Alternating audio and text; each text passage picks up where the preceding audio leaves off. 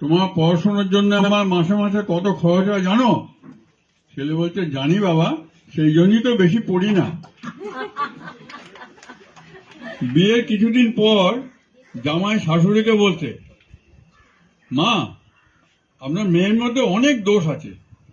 শাশুড়ি prompt reply, জানি বাবা, সেই জন্যই তো কোনো ভালো ছেলের সাথে বিয়ে দিতে পারলাম না।